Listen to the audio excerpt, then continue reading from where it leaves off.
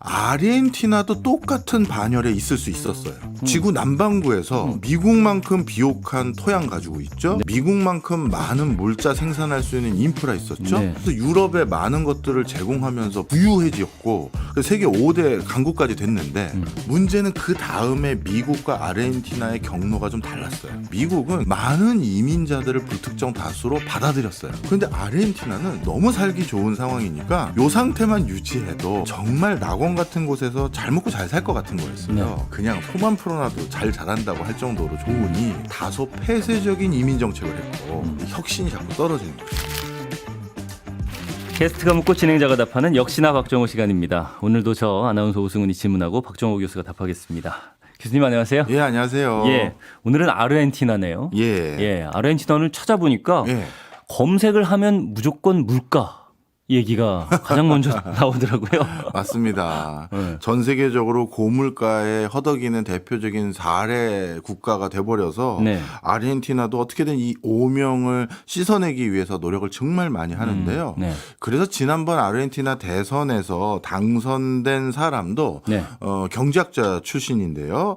하베르 밀레이라는 분인데 예. 이분은 이 만성적인 아르헨티나의 고물가 기조 내가 혁파하고 그리고 아르헨티나 경제를 재건하겠다라는 어떻게 보면 강도 높은 공약과 그거를 메시지라고 해야 될까요? 다양한 퍼포먼스로 막 전기톱을 들고 와가지고 네. 내가 이걸 다 혁파하겠다면서 막 이랬거든요. 본 적 있어요. 아, 예. 뉴스 기사에도 나왔어요. 예, 그건 그만큼 일반적이고 통상적인 방법으로는 아르헨티나 물가를 잡을 수 없다라는 그 국민적 인식을 본인이 대변했고 그걸로 대통령이 된 건데요. 네. 그 대통령이 되기 직전에 그 아르헨티나 물가도 상당히 높았습니다만 최근에 이제 발표된 아르헨티나 물가 수준을 보면 아주 많이 낮아졌습니다.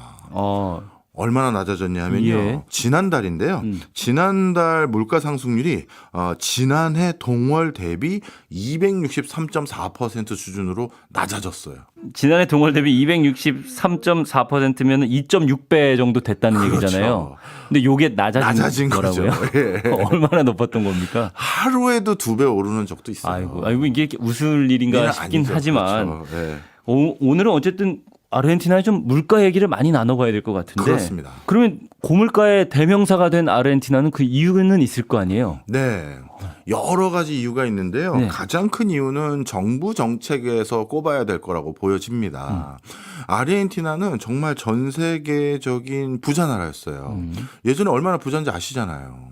아르헨티나가. 네, 저 찾아보니까 1900년대만 해도 세계 5대 부국이었다고 이렇게 나오더라고요. 맞습니다. 네. 아르헨티나가 세계 5대 부국이었다는 그 맥락을 이해하기 제일 쉬운 방법은 네. 유럽이 그 당시에 전 세계 부유한 나라들이 태반이 다 유럽에 있었을 텐데 그 유럽이 이제 세계대전에 휘말리게 되면서 그 유럽에 필요한 여러 군수물자, 식량이라든가 각종 원자재들을 유럽 바깥에서 수급받아야 되는 상황이 돼버렸거든요. 예. 그런데 북아메리카에서는 미국이 그 역할을 일부 했었고 네. 남아메리카에서는 아르헨티나가 그 역할을 했는데요. 그러다 보니까 이런 가상의 역사적인 시나리오도 가능해요. 우리가 미국이 전 세계 1등 패권 국가가 되는데 결정적인 계기가 됐던 건 2차 세계대전 아니겠습니까? 예. 초창기에는 미국이 참전하지 않고 유럽 각 국가에 물자 제공하다가 나중에 참전까지 해서 완벽한 전승국, 본토는 타격을 안 받고 전쟁에선 이긴 완벽한 전승국이 되면서 전 세계 헤게모니를 잡아가는 국가였는데 네. 아르헨티나도 똑같은 반열에 있을 수 있었어요. 왜냐하면 지구 남반구에서 미국만큼 비옥한 토양 가지고 있죠. 네. 미국만큼 많은 물자 생산할 수 있는 인프라 있었죠. 네. 또 아르헨티나도 중남미 국가들 중에서 백인 비율이 높은 국가들은 무조건 천국이다. 이런 말씀 드렸잖아요. 베네수엘라 할 때 말씀해 주셨죠. 네, 맞습니다. 아르헨티나도 옆에 브라질이라든가 다른 국가들과 달리 백인 비중이 굉장히 높아요. 네, 제가 찾아보니까 96점 몇 %더라고요. 맞습니다. 네. 뭐 요즘 통계에 안 잡힌 원주민들이 인근에서 넘어와서 조금 희석되긴 했습니다만 네. 공식적으로는 그게 맞거든요. 그래서 이 그만큼 먹고 살기 좋은 나라가 윤택했는데 그래서 유럽에 많은 것들을 제공하면서 부유해지었고 세계 5대 강국까지 됐는데 문제는 그 다음에 미국과 아르헨티나의 경로가 좀 달랐어요. 미국은 땅덩어리도 크긴 하지만 예. 모두가 뭐 천국 같은 그렇게 날씨 좋고 기후 환경 좋은 그런 지역은 아니거든요. 네. 오데오 근처는 너무 춥고 그렇게 또 중간에는 사막 지역이 또 맞아요. 워낙에 넓게 펼쳐져 있고. 맞습니다. 네. 그러다 보니까 미국은 그냥 어쩔 수 없이 이 허허벌판을 빨리 개발하고 뭔가를 하기 위해서 많은 이민자들을 불특정 다수로 받아들였어요. 네. 그러다 보니까 미국은 계속 시끌벅적하면서 많은 사람들이 밀려 들어오고 그 때문에 소음도 많이 났죠. 그런데 아르헨티나는 초창기에 너무 한쪽에서 그러니까 스페인 계열 분들이 많이 들어온 것도 있었고 그리고 너무 살기 좋은 상황이니까 요 상태만 유지해도 네. 우리가 이 현상만 유지해도 정말 낙원 같은 곳에서 잘 먹고 잘 살 것 같은 거였어요. 네. 그러다 보니까 미국처럼 개방적인 노선을 그렸던 것이 아니라 다소 폐쇄적인 이민 정책을 했고 미국은 다양한 사람이 오다 보니까 자꾸 새로운 걸 뭔가 누군가 해서 먹고 살려고 하는데 예. 아르헨티나는 그냥 소만 풀어놔도 잘 자란다고 할 정도로 좋으니 네. 이 혁신이 자꾸 떨어지는 거죠. 그러다가 어떤 일이 생겼느냐. 국가에서 누군가가 정권을 잡기 위해서 그 부분을 조금 악용하기 시작했는데 우리 국가는 이렇게 먹고 살만한 풍족한 환경이 너무나도 많이 되니 예. 그냥 지금 조금 뒤처진 사람들, 지금 조금 가난한 사람들, 여러 가지 이유로 기회를 못 얻은 사람들에게 복지 정책을 과하게 도입을 하게 되는데요. 예. 근데 복지 정책이 절대 나쁜 건 아니거든요. 그게 나쁜 게 아니라 기본적인 사회 인프라망을 구축하는 거잖아요. 그럼요. 그런데 복지 중에는 주저앉히는 복지가 있고 일으켜 세우는 복지가 있어요. 느낌 그렇게 오시죠? 사람 개개인을 봤을 때 그 복지에 의존해서 그렇죠. 예, 주저앉는 사람이 있는가 하면 네. 예. 아니면 복지 정책을 잘 개발해서 어쨌든 그런 사람이 없이 더 일을 많이 해야겠다. 더 좀 내가 잘 살아보겠다라고 노력할 수 있는 방향으로 펼 수 있는 정책. 이렇게 말씀하시는 거죠? 맞습니다. 네. 그래서 그 선을 잘 정해야 돼요. 예를 들어서 복지 시스템이 너무 공고하고 탄탄하고 네. 조건 없이 무조건 복지 시스템을 제공해버리면 많은 사람들의 근로 의욕을 떨어뜨려서 주저앉히는 사람들이 일 안 하게 만드는 복지 정책이 되는데 네. 그걸 약간 어느 정도 어떻게 보면 내가 다시 일어서려니까 너무 기반이 없어요. 내가 너무 취약해졌습니다. 그런 사람들에게 다시 일어날 수 있는 기회까지 딱 주는 복지 정책이면 네. 그 사람들을 일으켜 세우는 복지 정책이 되잖아요. 예. 그런데 아르헨티나는 초창기에 그 복지 정책이 좀 과했던 것이 아니냐라는 지적들이 꽤 있고요. 그 뒤에도 국민들도 알거든요. 우리가 얼마나 부자 나라인지. 네. 그러다 보니까 계속 정치적인 어떤 집권을 하기 위한 세력들이 저번에 드린 것보다 더 드리겠습니다. 이쪽 부분이 부족해서 여기에 복지도 또 신경 쓰겠습니다 하면서 복지가 자꾸 늘어나는 거예요. 그러다 보니 결국 국가 재정 지출 네. 감당이 안 되게 되고 그리고 국민들은 적극적인 경제 활동을 하려는 의지가 조금 떨어지다 보니 네. 세수입은 덜 들어오고 국가 경제 구조는 취약해지고 결국 자국의 화폐 가치 붕괴 그것은 다시 물가를 또 올리게 만드는 요인이죠. 외국에서 뭐 사와야 되는 게 있으니까요. 아니, 이 악순환이 계속된 거예요. 그러니까 복지 자체의 문제가 아니라 복지를 이용해서 정치적으로 좀 영향력을 갖고 싶어하는 그런 정치 세력들이 재정 정책을 잘못 썼기 때문에 강한 세계 5대 부국에서 네. 지금은 물가 상승의 대명사로 비춰지는 그런 나라로 전락했다. 네.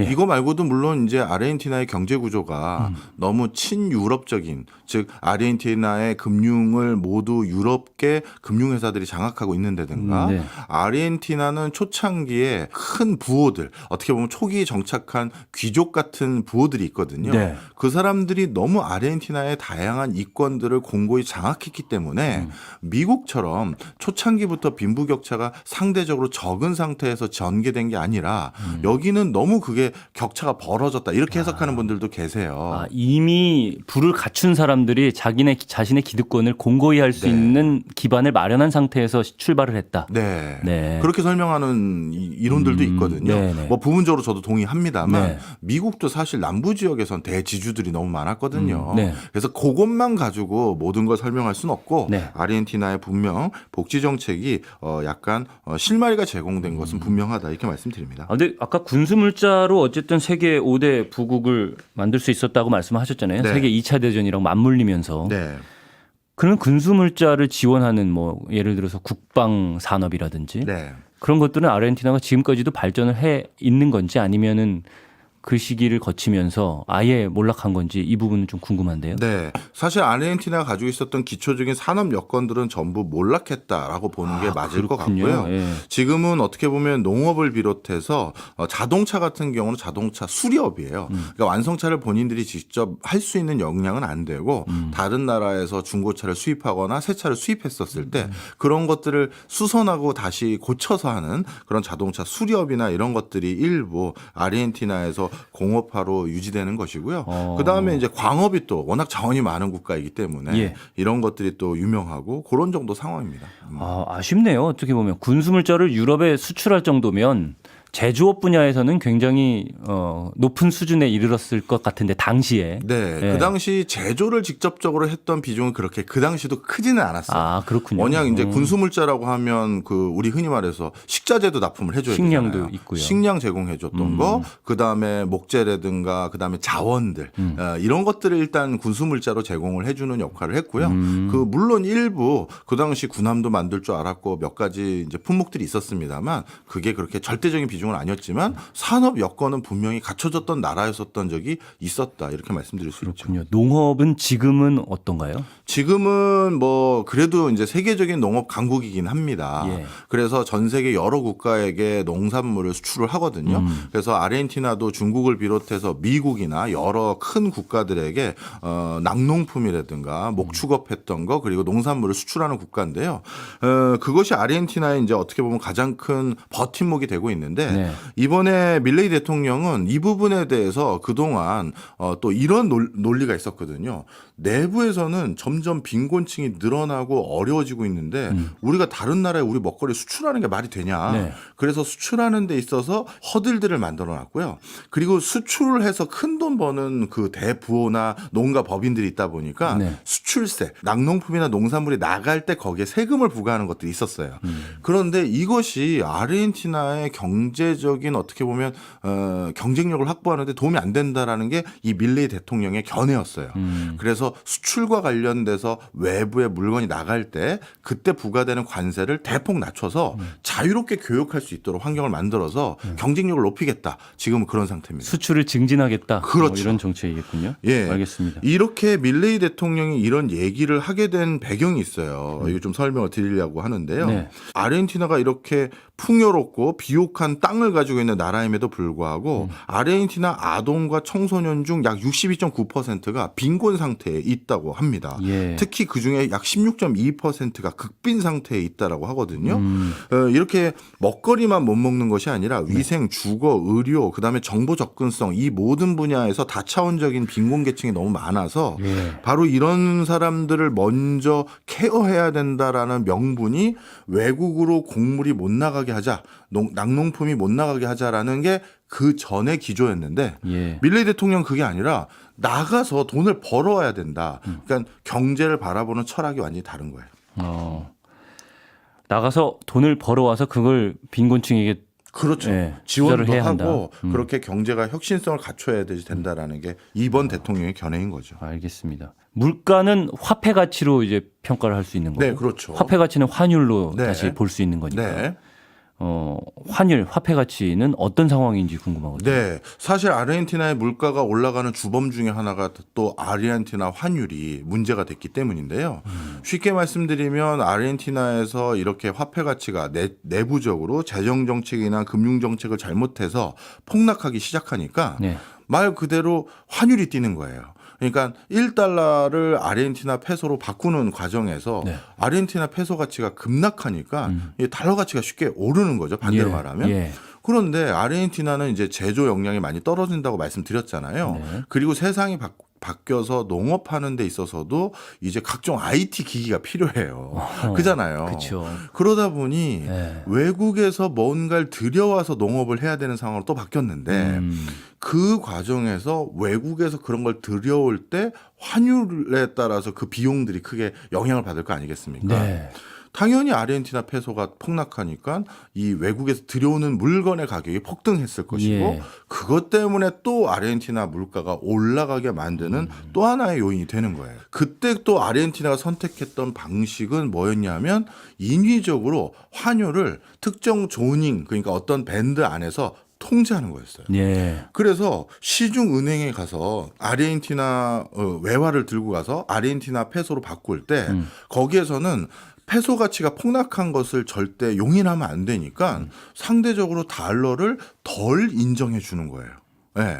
왜냐하면 분명 우리 페소는 그 환율 조닝 안에 있어야 돼. 이걸 넘어가면 우리나라 화폐 가치가 너무 떨어져서 다시 물가가 폭등해. 이 인식만 가지고 시중 은행에게 네. 더 이상 환율을 올리면 안 돼. 1달러 가지고 오면 뭐 예를 든 겁니다. 쉽게 비유로 표현하면 1,000페소로 바꿔줘야 돼. 예. 지금 시중에선 이거 실질적으로 2,000페소는 줘야 1달러 얻을 수 있어요. 네. 아니야. 그래도 니네는 무조건 1,000페소만 주고 바꿔야 돼.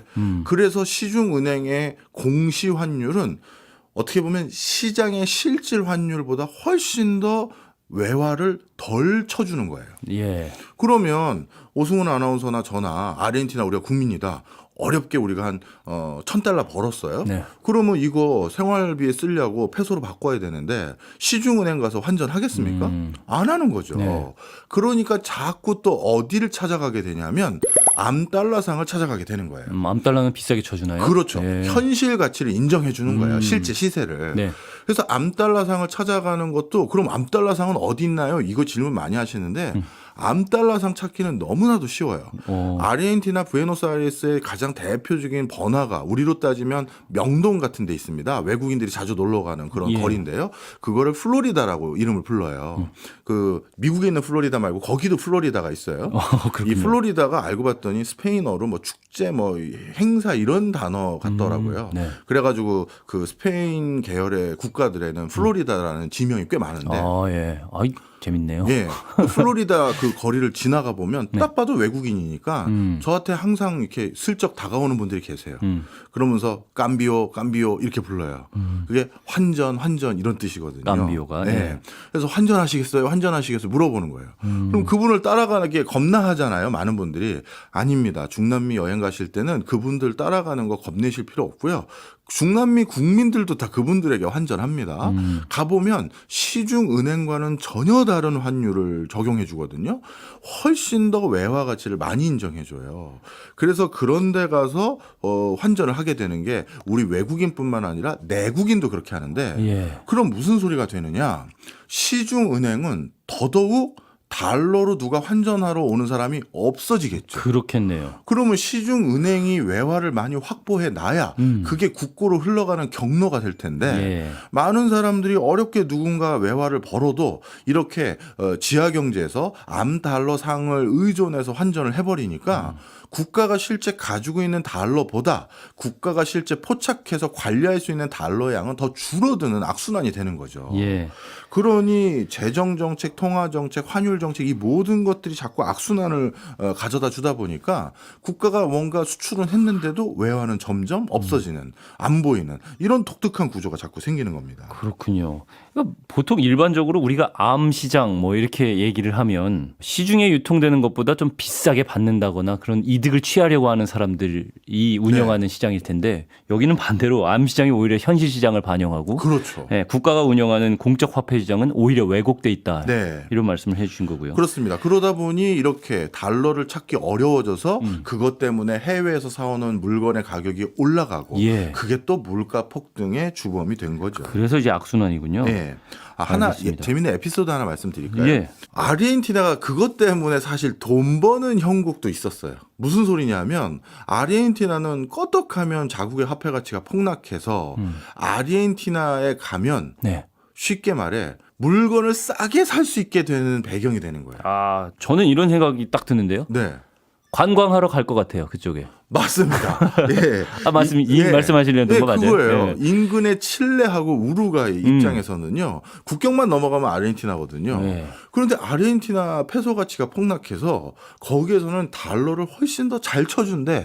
이 소리를 들었어요. 그러면 우루과이 국민이 우루과이 내부에서 우리나라 삼성이나 LG 세탁기나 냉장고 살려고 했더니 얼마 가격인데 다리 건너서 아르헨티나로 딱 넘어가면 거기에서는 내가 가지고 있는 이 달러를 페소로 바꿔 바꿔줄 때 훨씬 달러가 귀한 나라니까 잘 쳐줘서 네. 그것 때문에 거기서 냉장고 세탁기를 더 쉽게 산대더라. 아니면 각종 농수산물과 같은 생필품 이런 걸 더 쉽게 산대더라라고 해서 실제 어떻게 보면 쇼핑 관광을 칠레나 우루과이 쪽에서 굉장히 많이 오기도 했어요.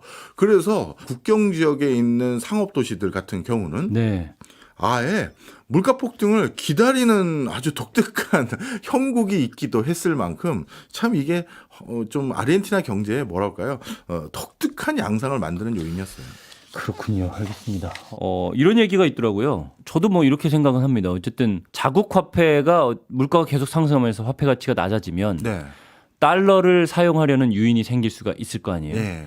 달러 중심의 경제 구조가 별도로 존재한다 뭐 이런 얘기를 들었는데 제가 생각한 이런 이유 때문이 맞습니까? 맞습니다. 슬슬 사람들이 어떻게 보면 페소로 거래를 해서 페소로 자신의 부를 가치를 저장하는 거에 대해서 기피하기 시작하겠죠. 네. 그러다 보니까 아주 그 생활에 있어서 중요한 물건들은 페소가 아니라 달러 주시 않으면 나 안 팝니다.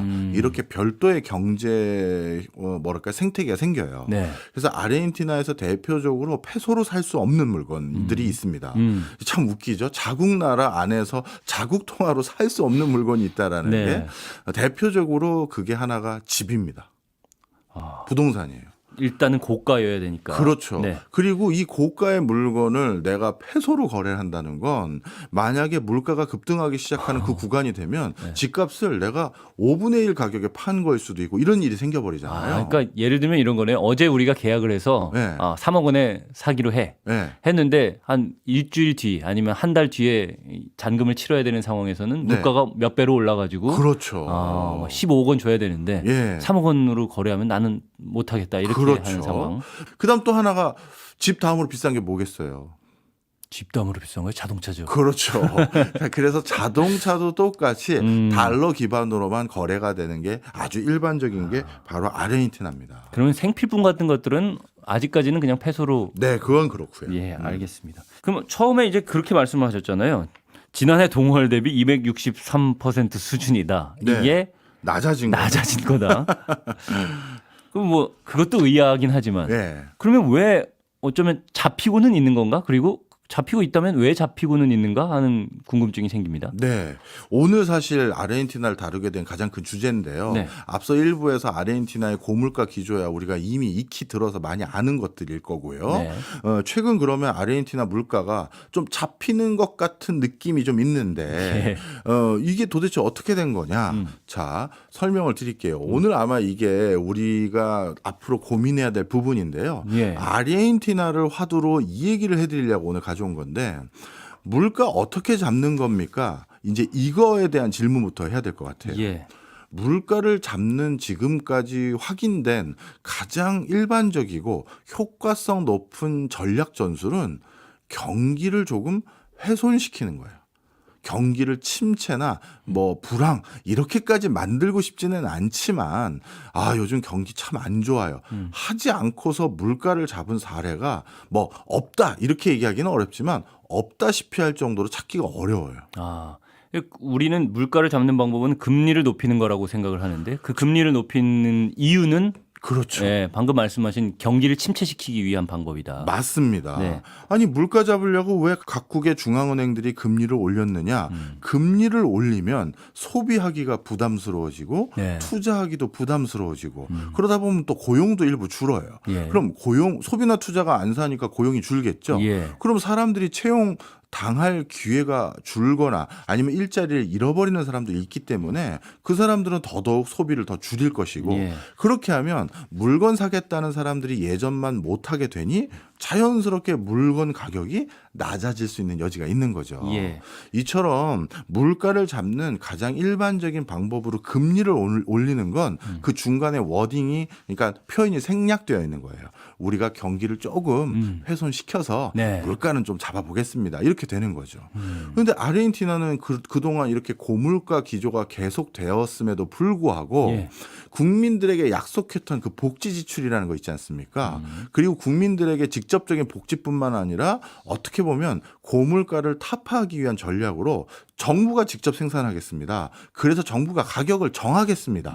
이렇게 하면 민간이 한 게 아니니까 정부가 가격을 함부로 못 올릴 거라고 생각을 한 거잖아요. 예. 그렇게 해서 공공 영역을 많이 늘려왔던 방법이 그동안의 아르헨티나의 고물가에 대응하기 위한 전략 전술이었는데 예. 그런데 이번에 당선된 밀레이 대통령은 여기에서 정반대쪽 길로 가보겠다는 거예요. 네. 그러니까 본인이 경제학을 공부한 사람으로서 외국에서 물가 잡을 때 어떻게 했는지 내가 다 아는데 잠시 우리가 이 혹한기, 엄청난 경제적 혹한기를 경험하지 않고서는 물가 잡기 어렵다라고 확신한 것 같아요. 예. 그래서 지금 아르헨티나에서는 엄청난 혹한기가 돌고 있는데요. 몇 가지 좀 설명을 드리겠습니다. 네. 본인이 정치 대통령 그러니까 후보자였을 때 약속했던 공약들 중에서 네. 본인을 비롯해서 공공부문 공무원들 인건비 월급 절대 안 올리고 제한적으로 올리거나 아예 깎겠다, 동결하겠다 이런 소리를 많이 했어요. 네. 그런데 그걸 단행하려는 노력들을 지금 조금씩 해가고 있습니다.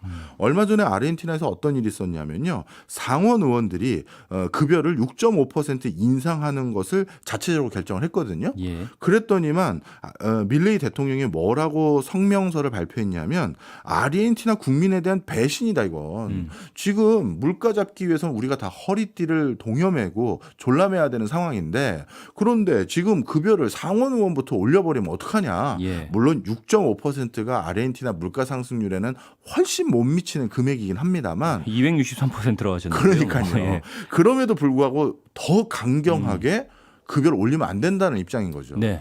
그러면 실제 상원 의원들은 좀 월급을 많이 받는 사람이라 가정하더라도 실질 임금은 대폭 삭감된 거잖아요. 그렇죠. 생활이 안 되는 사람들도 있을 거란 말이에요. 네. 그래서 상원 의원들의 실제 급여가 어느 정도 수준인지 살펴봤거든요. 최대 900만 페소를 월급으로 받는데 우리나라 돈으로 환전하면 한 933만 원 정도 된다고 하더라고요. 이 정도를 받는 사람들인데 여기에서 6.5% 인상하는 거 이것도 국민에 대한 배신이라고 언급을 이미 해버렸고요. 잠깐만요. 네. 900만 페소가 933만 원이라고 아까 말씀하셨어요. 네. 월급이요? 네. 월급으로 933만 원이면 엄청 많은 거잖아요. 많은 거죠. 네. 그런데 여기에서 이게 많다 하더라도 네. 그러니까 이런 거죠. 물가가 비싸서 그렇죠. 물가가 비싼 것도 있고 네. 이 933만 원이나 받는 사람들이 왜 또 급여를 올리냐. 네. 지금 전 국민들이 허리띠를 졸라매기로 결정을 했는데 네. 이런 입장이고요. 이렇게 본인이 말을 할 수 있는 배경은 2024년 12월 10일 이제 올 연말쯤 되는 거죠. 이때부터 아르헨티나 행정부 대통령이니까 행정부는 직접 관장할 거 아니겠습니까? 네. 행정부의 강요들과 비서들의 연봉은 난 동결시킬 거야. 지켜봐. 근데 너는 어떻게 상원 의원들이 이렇게 그 월급을 올리니? 이런 맥락이 하나 있고요. 그다음 두 번째, 아르헨티나는 국민들에게 교육을 무상으로 해주거든요. 예. 그래서 대학 교육도 실질적으로 무상입니다. 네. 그런데 이 대학 교육을 또 무상으로 또 제공하다 보니까 또 많은 재정 지출이 일어났을 거 아니겠어요. 그렇죠. 그래서 여기에 대해서도 나름대로 재정 지출을 줄이기 위해서 밀레이 대통령이 뭘 했냐면 대학에 실질적으로 집행했던 많은 사업들과 인프라 투자들 이런 것들을 동결시키거나 아예 삭감해 버렸어요. 그러니까 대학에서 이런 식으로 취업 그 교육을 할 거고요. 창업 교육을 할 거고요. 무슨 교육을 할 겁니다 하는 걸 전부 프로그램 없애. 예산 삭감 이걸 해버린 거예요. 그러다 보면 자연스럽게 대학에 재직하고 있는 사람들 중에서는 그 프로그램 때문에 먹고 살거나 급여가 나오는 사람들도 있을 거 아니겠습니까? 예. 근데 그 사람들이 이런 프로그램을 없앤다니까 일자리가 없어지거나 급여를 못 받거나 뭐 사실 조금 더 격한 표현으로 표현하자면 이런 이권으로 본인들이 뒷돈을 받는 경우도 있거든요. 그런 것마저 사라지니까 얼마 전에 72시간 파업을 했어요. 예. 아르헨티나 대학 연맹에서 예. 이거는 좋은 전략이 아니다. 이렇게 72시간 파업을 했고 그럼에도 불구하고 밀레이 대통령은 아니다. 대학에서 그동안 방만하게 재정 지출했던 것을 이번에 발본색원을 해야 된다 해서 앞으로 올해 연말 내년까지 계속 민영화를 더 적극적으로 추진하겠다는 거예요. 이제 국가가 아니라 아예 민영화시키겠다는 얘기고요. 예. 한두 개 더 말씀드리면 이런 과정에서 이 대학 교육만 삭감을 한 것이 아니라 초중 고등학교에 들어갔던 예산들도 상당히 많은 부분 삭감을 해버렸어요. 그러다 보니 학생들이 전반적으로 교육을 받을 수 있는 기초적인 인프라가 제공되지 않았다라는 거예요. 네. 그 과정에서 급식 이런 것들도 대거 그 예전만 못하다라는 게 이 학교 측들의 주장들이고요. 그래서 실제 뭐 그것 때문인지 전부터 누적된 것과 합쳐진 그런 면도 있습니다만 아르헨티나 앞서 일부에서 말씀드린 것처럼 아르헨티나 아동과 청소년들의 빈곤율이 뭐 62%까지 올라갔고 그리고 아르헨티나의 전반적으로 소비도 요즘은 급감한 상태고 이런 상황이 돼버린 거예요. 자, 그러니까 결론을 말씀드리면 예. 물가 잡겠다고 그동안 재정 지출로 지원해왔던 모든 것들을 대폭 줄여버렸죠. 그랬더니 B2G라고 표현드리겠습니다.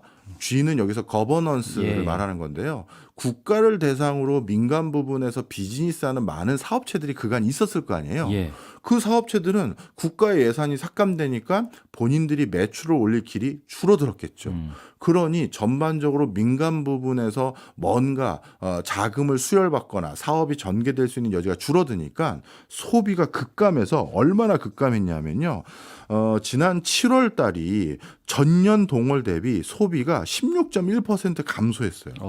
야, 소비가 16.1% 감소한 수준이면 이거는 거의 불황, 공황 이런 수준을 얘기를 해야 될 정도가 되는 건데 이렇게까지 극단적으로 소비를 줄여서 물가를 잡아보겠다라는 게 지금의 밀레이 대통령의 정책 기조인 거죠. 그럼 지금 얘기를 쭉 듣다 보니까 물가 잡는 거 하나에만 신경을 쓰고 나머지는 신경을 안 쓰는 거 아닌가 하는 생각도 얼핏 드는데요. 왜냐하면 말씀하신 것처럼 이 혹한기라는 시기를 우리가 모두 겪어야 한다라는 부분을 네. 모든 국민들이 동의한 부분일까? 왜냐하면 임금이 일단 인상되지 않고 그렇죠. 예, 물가는 오르는데 임금은 그대로고 네. 그다음에 교육 관련해서 예산이 줄어들어서 내 아이가 당장 배우는 것들이 수준이 굉장히 낮아지고 교육 예. 수준이 빈곤율은 치솟고 있는데 예. 그러면 이거 국민들이 이걸 동의할까 하는 생각은 들거든요. 그렇게라도 물가를 잡는 게 국민들에게는 굉장히 중요한 일인가? 그래서 인기는 있어요, 이 대통령이? 인기가 지금 없습니다. 그래서 이제 아주 특이한 것들에 대한 법안 2개를 우리가 주목하게 되는데요. 네. 밀레이 대통령이 이 혹한기라는 이걸 통해서 만성적인 고물가 이걸 잡으면 우리도 정상적인 국가의 물가 수준으로 진입해서 다른 국가들처럼 정상적인 경제 활동까지 가보자. 이게 밀레이 대통령의 정치적 공약인데 예. 중간에 너무 인기가 없다 보니까요. 얼마 전에 어떤 법을 발의했냐면요. 본인의 일신상의 안위가 걱정이 되나 봐요. 그래서 국내 안보에 군이 참여할 수 있는 법안을 허용하도록 법안을 발의했는데 네. 이걸 좀 설명드리겠습니다. 아르헨티나 국방부 장관인 페트리라는 국방부 장관이 발의한 건데요. 예. 그동안 사실 역사적 맥락에서 어떤 게 아르헨티나 군이 가지고 있는 제약 조건이었냐면 1976년부터 1983년까지 아르헨티나 독재 정권이 종식된 후에도 예. 아르헨티나 군들이 가끔 이렇게 테러라든가 본인들이 혁명으로 정권을 잡겠다 이런 시도들이 왕왕 있었어요. 예. 그래서 이거를 완벽하게 배제하기 위해서 아르헨티나 군은 예외적인 상황을 제외하고는 국내 안보에 대해서는 일절 관여할 수 없도록 법으로 금지해 놓은 겁니다. 지금 시위대가 너무 만연해서 우리가 시내를 일단 점거해야겠습니다. 이런 명분으로 군이 시내에 들어온다든가 이런 걸 막으려는 거였어요. 그런데 이번에 밀레이 대통령이 본인 좀 불안한가 봐요. 그동안 이 법으로 국내 이슈에 군이 대응하지 못하게 만들었던 이 법을 바꿔서 군이 국내에 테러나 쿠데타가 발생할 시에는 거리 순찰도 가능하고 개인을 체포해서 나름대로 수사나 어떻게 보면 너 왜 이렇게 불손한 행위를 해볼 것 같은 잠재적 우범 행위를 하는 거야 이런 걸 확인할 수 있는 이런 법안을 도입하기로 발표를 해버린 거예요. 대충 감오시죠. 불안하군요. 불안에 느끼는 거예요. 알겠습니다. 그러다 보니까 지금 아르헨티나가 국민들은 실업률이 높아져 가고 있고 그리고 아르헨티나 국민의 50% 이상은 뭐 물가 잡겠다고 이러는데 이게 물가 잡을지도 모르겠고 경제 환경이 개선될 때까지 나는 기다릴 수가 없다. 그런 응답이 50%가 넘어요. 바로 이런 상황에서 과연 밀레이 대통령의 정책이 뭐 제가 옳다라는 게 아닌데 예. 어떤 정치적 효과가 확인되려면 일정 시간을 좀 기다려봐야 되잖아요. 근데 물가는 잡혔다고 하더라도 그게 200% 이상으로 잡힌 거니까 이거는 사실 잡혔다고 하기도 애매한 그렇죠. 거고. 예. 그런데 그 과정에서 너무 혹한기가 심하니 네. 아르헨티나가 과연 이 형국이 계속될 것인가 고민을 하고 있는 상황이죠. 한 가지 더 궁금한 게 네. 생겨서요. 소비가 어쨌든 16.6%요? 그렇게 급감을 했다고는 말씀하셨잖아요. 그 이전에 소비가 엄청 많이 이루어지는 사회였습니까? 아르헨티나가? 아닙니다. 소비가 그렇게 많지는 않았어요. 그러면 근데 소비가 많아서 물가가 치솟은 건 아니었네요. 그렇죠. 네. 오히려 소비는 뭐 그냥 아르헨티나 국민의 상당 부분이 기초적인 생활만 감내하는 수준이다 보니까 추가적인 뭐 소비가 이렇게 많지는 않았고요. 네. 오히려 부유층은 엄청난 소비를 많이 하긴 합니다. 빈부격차가 예. 워낙 크군요. 근데 이번에 아르헨티나 국민들의 또 공분을 사고 있는 내용 중에 하나가 뭐냐면요. 네. 그동안의 정책, 그러니까 밀레이 대통령은 그동안 수행됐던 정책의 정반대쪽 대척점의 정책만 계속 하는 거예요. 그동안은 국민들의 민심을 잠재우기 위해서 더 지원을 해드려야 빨리 일어서실 거 아니겠습니까? 그래서 부자들에게 증세해서 그들에게 돈을 더 징수한 다음에 그 세금으로 교육도 더 시켜드리고 의료 혜택도 드리고 기본적인 생필품과 먹거리도 제공해 드리겠습니다가 기본적인 노선이었는데 네. 밀레이 대통령은 전 반대로 해보겠다는 거예요. 그래서 부자 감세를 들고 나왔거든요. 예. 그래서 어떤 내용이냐 하면 쉽게 얘기해서 최고 세율을 2027년까지 점진적으로 낮춰서 부자 감세를 하게 할 것이고 그걸 통해서 부자들이 그러면 세금을 덜 내니까 내가 이번에 돈 벌어서 세금 덜 내니까 돈이 더 생겼네? 네. 그러면 이런 신규 사업 해봐야지. 아니면 이런 신규 서비스를 누군가로부터 받기 위해서 누굴 고용해야지. 이런 걸로 고용이 늘 거 아니냐. 투자로 이어질 것이다라는 낙관적인 기대를 하는 거죠. 그렇죠. 예. 그래서 그 고용이 생겨야 견실한 일자리가 생기고 그래야 복지 지출에 의존하는 비율을 줄이고 그래서 나는 부자 감세를 할 거다. 네. 근데 한 번에 감세하면 또 저쪽에서도 저항이 있으니 2027년까지 한 3, 4년의 기간 동안 나는 점진적으로 낮출 거다. 이 안을 들고 나온 거예요. 그런데 이 안을 상원, 하원 의원들이 모두 받아들여야지만 법안으로 바꿀 거 아니겠습니까?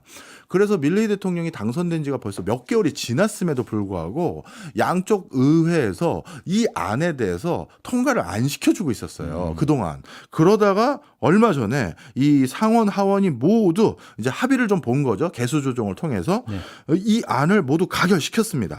그래서 부자 감세까지 이제 법안으로 통과가 돼서 이런 형태로 경제를 한번 이끌어 보자. 이게 이제 통과가 됐는데 이 효과를 다 한번 지켜보기도 전에 본인이 뭔 해코지를 당할까봐 걱정이 돼서 그런지 국내 상황의 개입 이걸 법안으로 바꾼 상황이라는 거죠.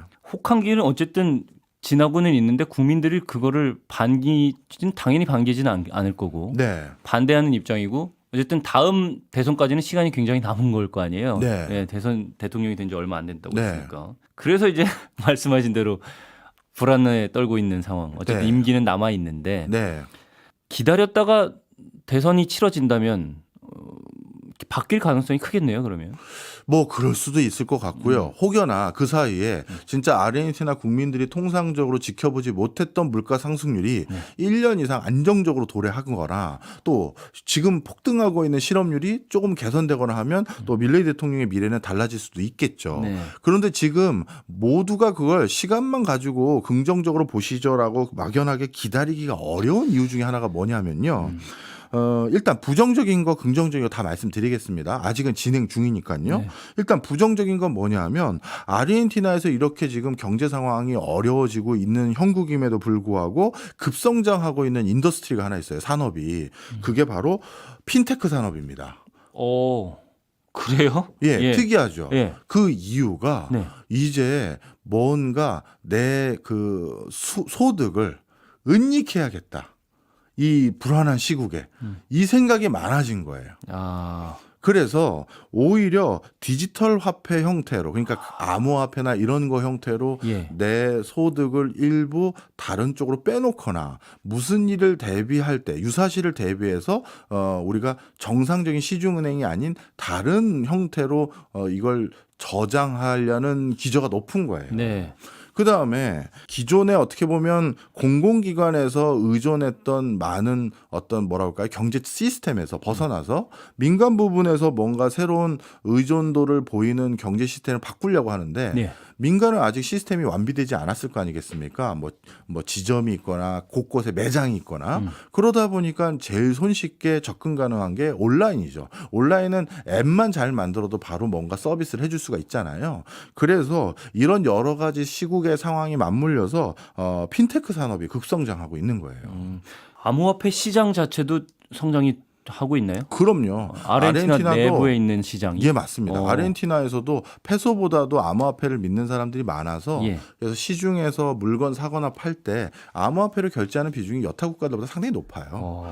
그러니 자연스럽게 핀테크 산업이 육성될 수밖에 없는 거죠. 아, 물가가 상승하는 데에서 핀테크가 급성장하고 있다는 것까지 어쩌면 이렇게 맥이 이어지는 것 같아서 굉장히 맞습니다. 재미있는데요. 자, 그러다 보니까 이렇게 핀테크 산업이 긍정적인 어떤 이유 때문이 아니라 정부의 관리 감독을 우회하기 위한 수단으로 또 활용되다 보니 과연 밀레이 대통령이 추구하는 어떤 그 시스템이 안정감 있게 계속 진행되겠느냐 그런 의구심이 하나 있고요.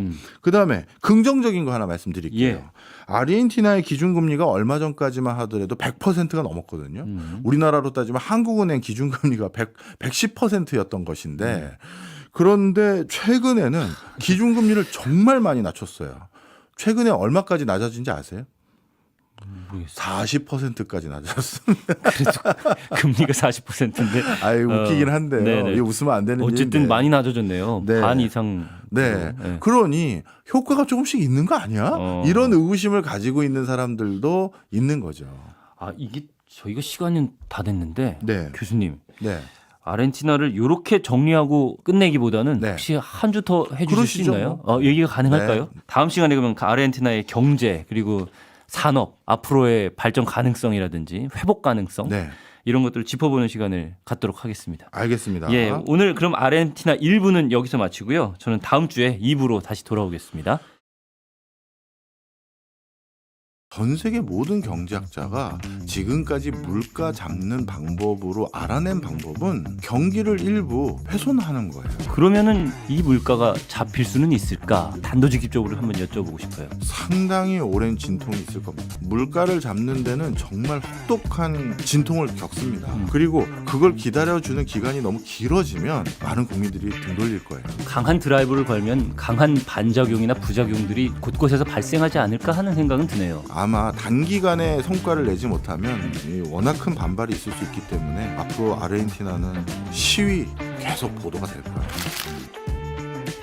게스트가 묻고 진행자가 답하는 역시나 박정호. 오늘도 저 아나운서 오승훈이 질문하고 박정호 교수가 답하겠습니다.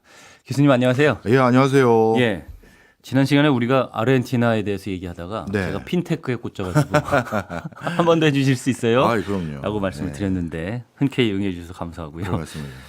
또 아르헨티나 한 주 동안에 어떤 일이 있었을까 제가 검색을 해보니까 역시나 물가 얘기가 있더라고요. 그렇죠. 예.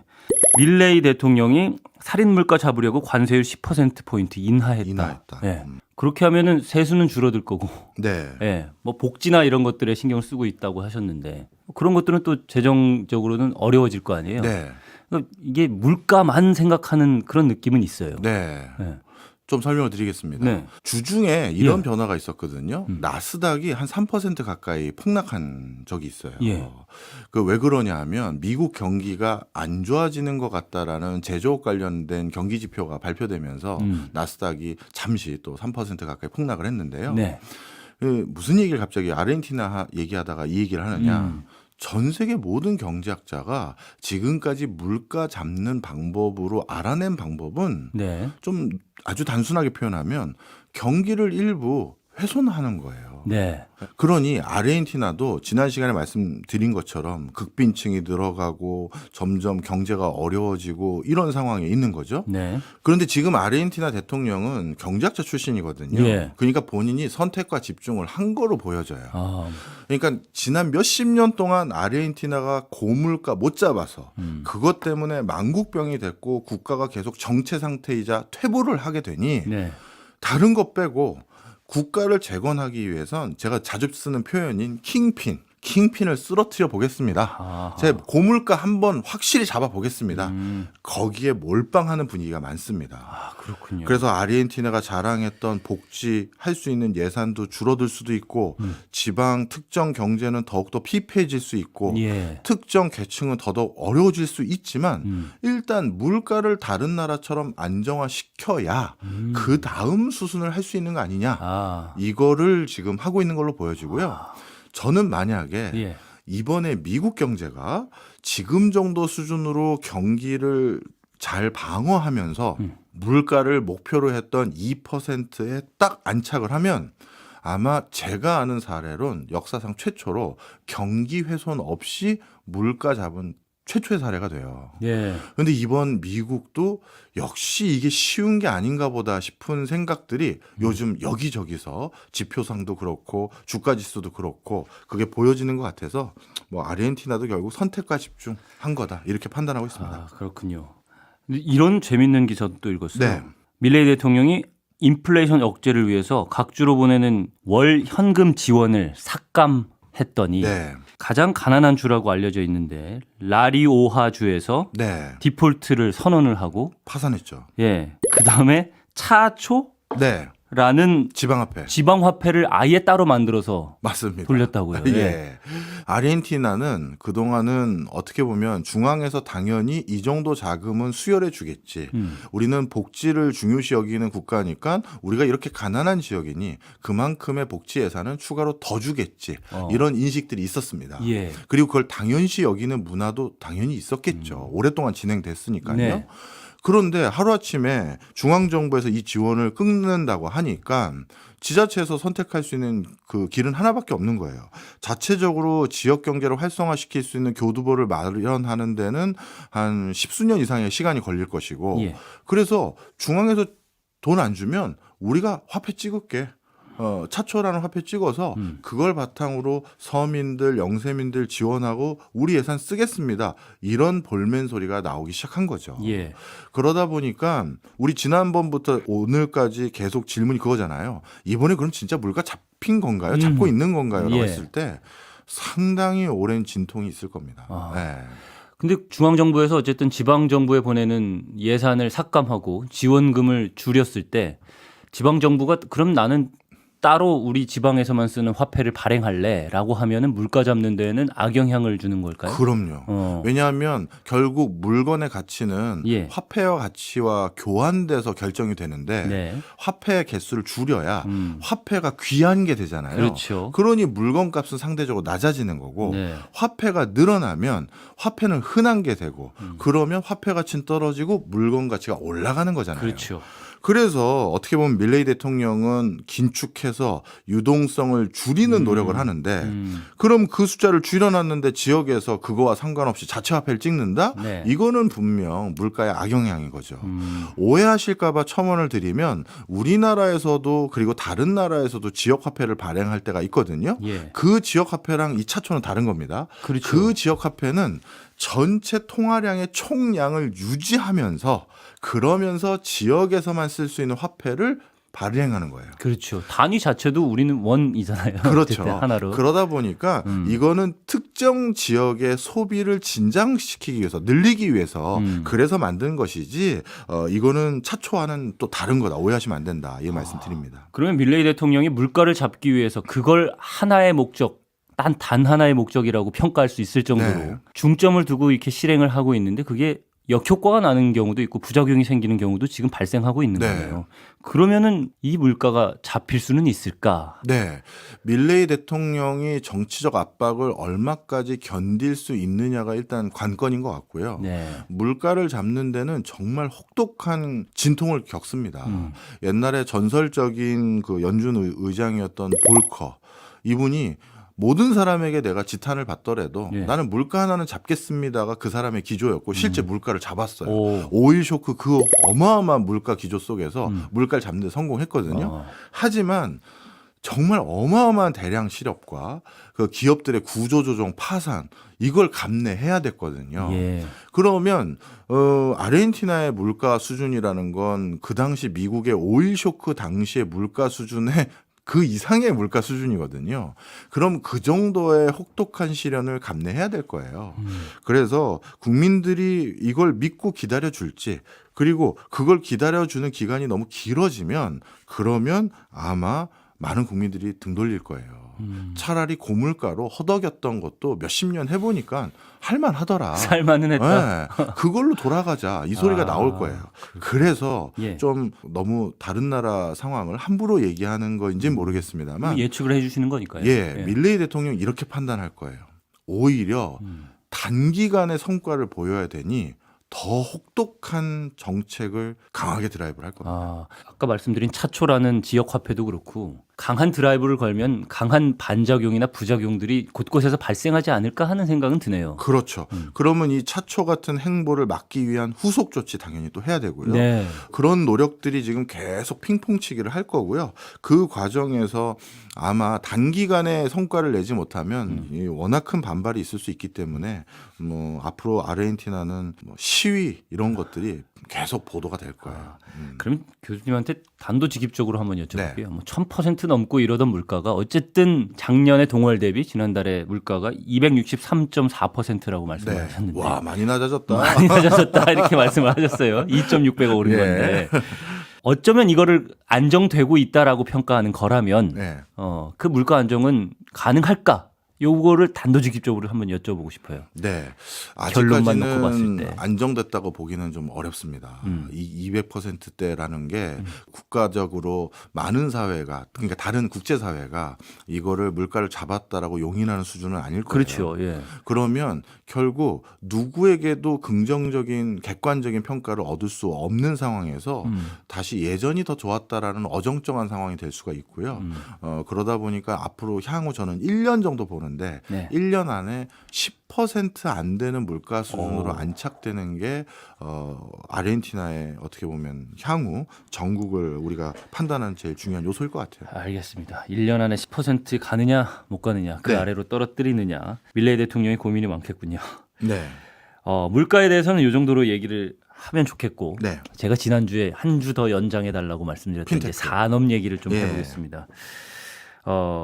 사실 경제가 돌아야 되는 거잖아요. 물가가 예. 잡히든 뭐 하든 경제가 일단 도는 것이 궁극적인 목적이 돼야 될 것 같은데 경제의 예. 입장에서 보면.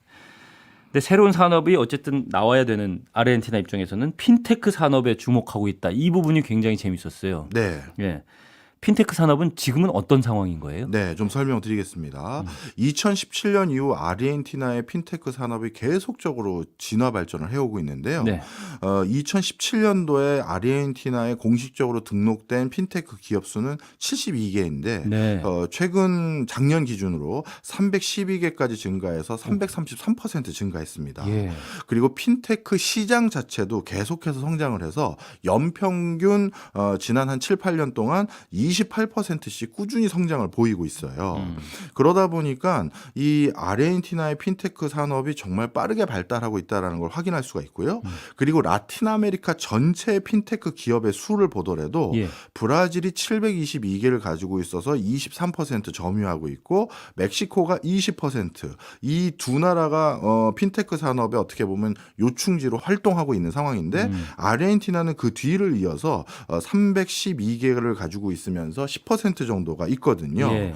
그래서 아르헨티나가 핀테크 산업에 있어서 중남미 지역에서는 5대 강국 중에 하나가 들어섰는데요. 그렇다면 아르헨티나에서 왜 이렇게 핀테크가 열풍이냐 네. 이거와 맞물려서 우리가 고민해야 될 부분이 있고 최근 밀레이 대통령이 당선돼서 물가 잡는데 정말 올인하면서 핀테크 기업들이 더욱더 붐을 일고 있거든요. 그게 맞물려 있습니다. 이걸 좀 설명을 드릴게요. 알겠습니다. 근데 제가 먼저 네. 정리를 하고 싶은 부분은요. 예. 아르헨티나의 핀테크 산업은 다른 나라들의 핀테크 사업과 훨씬 산업들과 뭐 다른 부분이 있나? 있어요. 그 예. 부분이 있으면 한번 정리 좀 부탁드리겠습니다. 예. 일반적으로 핀테크 산업이라고 하면 네. 크게 한 3-4가지 지향점을 가지고 있습니다. 네. 그중에 첫 번째 지향점은 초개인화예요. 그러니까 분절을 따로따로 한다는 거죠. 네. 이게 전통적인 금융산업과 핀테크의 차이인데요. 전통적인 금융산업은 네. 규모의 경제를 바탕으로 진화 발전을 해왔다 이렇게 말씀드릴 수가 있는데요. 좀 더 쉽게 설명드리면 저는 이런 그 주장을 하는 사람 중에 하나인데 금융이 없었으면 산업혁명은 일어나지 않았다 이 얘기를 합니다. 예. 대규모 공장을 짓고 엄청난 시설 투자를 하고 철도를 구축한다? 개인 자본으로 못해요. 네. 그러면 그 자본을 어디서 동원했는데 대출 받아야죠. 그 대출을 해줄 개인이 또 어디 있겠습니까? 그렇죠. 그래서 예전에 대항해 시대 때는 국왕들이 그 엄청난 선박 건조에서 오랜 기간 대항으로 어떻게 보면 탐험을 할 수 있는 자금을 국왕이 대줬다가 네. 이런 국왕들의 자금만 가지고 그게 다 안 되니 그때부터 주식회사가 생겼죠. 그래서 많은 사람들이 십시일반 돈을 모아서 동인도 회사 만들고 그렇게 해서 대항해 시대의 원양으로 나갈 수 있는 기회를 얻었는데 예. 그때 금융 지식이 어떻게 보면 쌓였죠. 그래서 소소한 사람들의 자금을 모아서 대규모 투자를 할 수 있는 방법에 대해서 학습이 그때 이루어졌고요. 그래서 산업혁명 직전에 대규모 금융회사들이 많이 생겼고 그 자금으로 엄청난 시설 투자 공장들이 만들어져서 산업혁명이 생긴 거예요. 예. 그래서 전통적인 금융은 작은 금액 모아서 크게 대출해주고 큰 시설 투자해서 거기서 생긴 이득으로 이자를 주는 구조였거든요. 근데 핀테크는 달라요. 그동안의 이 대규모 투자, 대규모 대출에서 벗어나서 이제 한 사람 한 사람을 훨씬 정교화하는 게 핀테크의 트렌드예요. 예를 들어서 예. 저나 오승은 아나운서 둘이 MBC에서 일하고 있는 직원이다라고 하면 우리는 그냥 같은 직장에 다니고 비슷한 급여를 받는 사람이니까 대출 심사를 할 때 같은 분류로 분류되는 게 그동안의 금융 방법이었죠. 예. 그런데 오승은 아나운서와 박정호라는 사람이 MBC 똑같은 직원이라 하더라도 둘이 사실 똑같을 수가 없잖아요. 그런데 심지어 부동산도 똑같고 연차도 똑같고 받는 연봉도 지금 똑같더라도 우리 두 사람의 미래에 어떻게 보면 아니면 재테크로 얼마나 돈을 벌지는 분명 달라질 거란 말이에요. 예. 누구는 보수적인 투자를 할 거고 누구는 좀 적극적인 투자를 할 거고 그렇죠. 그게 오히려 낭패가 될 수도 있지만요. 네. 그런데 핀테크는 어떻다? 나머지 기존의 전통적인 금융업에서는 똑같다고 분류했던 그 데이터 말고 네. 추가적인 데이터를 통해서 오승훈 아나운서와 박정호 아나운서는 전혀 다른 사람이네를 구분하기 시작하는 거예요. 예. 오승훈 아나운서가 SNS에 남긴 글들과 박정호 아나운서가 SNS에 남긴 글을 봤더니 이 두 사람은 10년 뒤에는 자산 비중이 5배 가까이 격차가 차이가 날 것 같다. 이걸 예측한다든가 그리고 투자 성향이 오승훈 아나운서가 박정호 아나운서가 키보드 타이핑 치는 스타일만 봐도 어떻게 다른다는 걸 실제 규명하는 경우가 있어요. 예. 네. 그래서 이런 걸 바탕으로 음. 대출을 누굴 더 해줄지 덜 해줄지 초개인화 이게 핀테크의 기저인데 요것은 다른 중남미 국가와 아르헨티나가 똑같은데 예. 그런데 아르헨티나가 이 초개인화를 통해서 어디로 핀테크 산업이 더 많이 지금 진화 발전을 하고 있냐면 네. 대출이에요. 대출. 네. 네. 브라질이나 멕시코는 새로운 비즈니스 한다라고 하는 스타트업들에게 대출을 해줄 때, 네. 이 회사들을 기존의 전통적인 회사와 어떻게 구분할 수 있는지 핀테크 기업으로 어떻게 보면 산업진흥 자금에 대출이 더 많이 가는 걸로 핀테크 산업이 발달하고 있는 면이 많은데, 예. 아르헨티나는 개인들에게 대출을 얼마를 더해주고 어떻게 더해줄지 이걸 바탕으로 핀테크 산업이 진화 발전을 하고 있는 건데요. 이 차이가 뭘 반증하냐면 아르헨티나의 국민들은 기존 시중은행에서 대출 받기가 더 어려워졌다는 거죠. 그래서 대한금융인 핀테크를 찾아간 거예요. 예. 자, 그러면 밀레이 대통령이 지금 하고 있는 물가 잡는 것과 맥락을 같이 하죠. 물가 잡기 위해서 시중에 돈 유동성 공급되는 거 줄여가고 있다고 말씀드렸잖아요. 예. 그럼 유동성 공급 줄이는 대표적인 수단이 대출 옥죄는 거지 않습니까?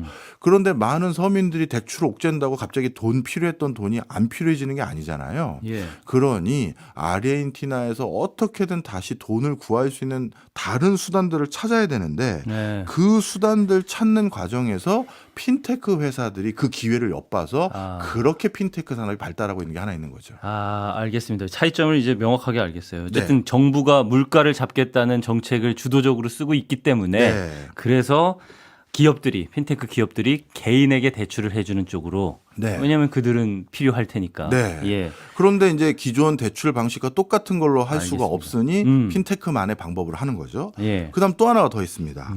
아르헨티나에서 전개되고 있는 핀테크 산업의 가장 또 큰 흐름 하나가 네. 그 핀테크의 가장 큰 테마가 암호화폐 기반의 핀테크예요. 예, 이건 또 설명을 드릴게요. 예. 아르헨티나 국민들 대부분이 월급 받았습니다.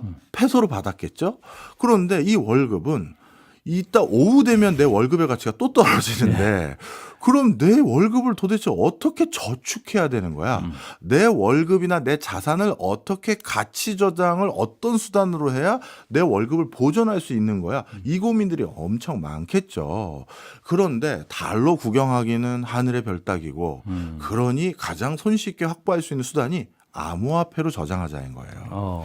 그래서 아르헨티나의 대표적인 핀테크 기업들 중에서 전체 핀테크 기업 중에 한 4% 정도 수준이 암호화폐 부분의 핀테크들이라고 보시면 되는데 정확히 말하면 중남미 지역의 다른 국가들이 핀테크 기업 수 중에 암호화폐 관련 핀테크 기업 비중이 4%인데요.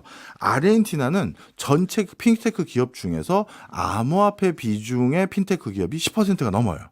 그러니까 여타 중남미 국가들에서 암호화폐에 관심을 보이는 정도보다 아르헨티나에서 암호화폐 관련돼서 관심을 보이는 정도가 2배 이상 높다는 거죠. 그 이유는 아르헨티나 페소 가치가 계속 떨어지는 걸 어떻게든 해칭한다고 하죠. 네. 방어하기 위한 수단으로 암호화폐를 찾다 보니까 그거와 관련된 여러 핀테크 산업들이 대안을 제시하면서 발달을 하고 있는 겁니다. 알겠습니다. 제가 궁금한 건 이겁니다. 네. 조금 다른 양상으로 전개가 되고 있다면 네. 그런 핀테크 산업은 경쟁력을 가지고 있을까? 네. 예. 어쩌면 다른 부분이 있기 때문에 그 부분을 경쟁력으로 삼아서 더 발전시킬 여지도 있을 것 같아서 드리는 질문이에요. 네. 예. 중요한 말씀 해주셨습니다. 요거에 대해서는 제가 확정적으로 답을 하기가 좀 어려운 게요. 지금 아르헨티나의 핀테크 그 기업들은 아르헨티나라는 특수성에 기반해서 아르헨티나 내수 시장에 적합한 금융 서비스를 나름의 방식으로 찾아서 대응해주고 있는 거예요. 그렇죠. 그 형태로 성장해 오긴 했는데 이게 글로벌 핀테크 기업들이 진화하고 있는 맥락하고는 약간의 편차가 좀 있습니다. 예. 일단 앞서서 말씀드렸던 초개인화로 개인들의 상황을 더 면밀히 확인해서 그걸 바탕으로 대출을 더 정교하게 하고 대출을 못 받을 사람들마저도 선별해서 당신은 봤더니 미래 부자 될 사람이에요. 제가 대출해 드릴게요. 이런 걸 찾아내려는 노력들이 일부 있는 건 사실입니다. 네. 이거는 그러면 전 세계적인 어떤 핀테크 기업의 기조와는 맞물려 있는데요. 그런데 이 과정에서 차이점이 외국에서는 그러한 정교한 개인에 대한 선별, 대출 대상자에 대한 선별을 인공지능이라든가 빅데이터라든가 이런 사람이 하는 게 아니라 데이터 기반의 IT 기술들이 기반이 돼서 하거든요. 예. 그런데 아르헨티나가 그런 기술을 활용하기보다는 몇 가지 그 약간 대용 변수를 좀 활용하는 수준에 그쳐 있는 것이지 아주 첨단 기법으로 많이 그걸 접목하는 흐름은 목격되진 않아요. 그럼 이 부분만 들어봤을 때는 아르헨티나의 핀테크 산업은 세계적으로 경쟁력이 있다고 볼 수는 없다라고 판단이 되는 그렇죠. 그런 지금은 지점이에요. 틈새 시장을 바탕으로 진화 발전을 하고 있는 것이지 네. 이게 전방위적으로 어떤 뭔가 큰 성과를 내는 흐름으로는 아직까지는 이해하기가 좀 어려운 부분이 하나 있고요. 예. 그러다 보니까 아르헨티나의 대출 심사의 최종 마지막 의사결정은 사람이에요. 그런데 전 세계의 많은 핀테크 기업들의 금융적 의사결정의 마지막은 아주 통칭해서 표현하면 AI가 합니다. 그러면 말 그대로 금융과 테크가 만난 거면 네. 그게 테크가 그 결정을 해줘야 되는 게 핀테크 기업인데 아르헨티나는 아직까지 사람 비중이 높은 회사들이 적지 않다는 거죠.